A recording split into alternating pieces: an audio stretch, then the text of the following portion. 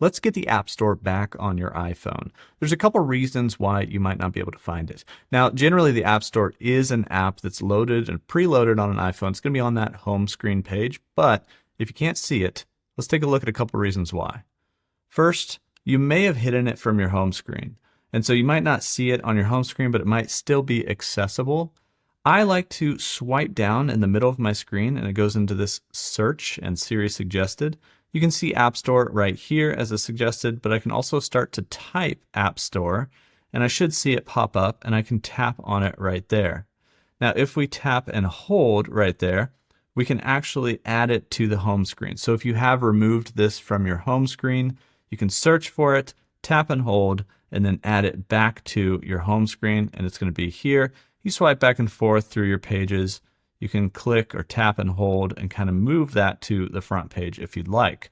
Now, there's another reason why you might not see it. It could be restricted through screen time, and that's a content restriction, and it removes the App Store from that search from anything. You can't get to it unless you unrestrict that.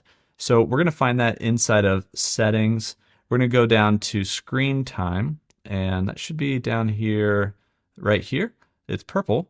And we click on that, and then we go into restrictions. So we have content and privacy restrictions. Now, if this is turned on, it's potentially the iTunes and App Store purchases section where we toggle into there, and it's possible that installing apps, in-app purchases, all of that could be disallowed. And so if it isn't allowed, you wouldn't be able to get into the App Store or find it.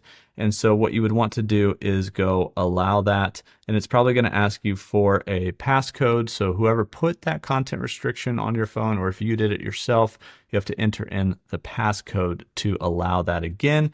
And then you should see the App Store reappear on your home screen, or you should at least be able to find it in search. That's how to get the App Store on your iPhone.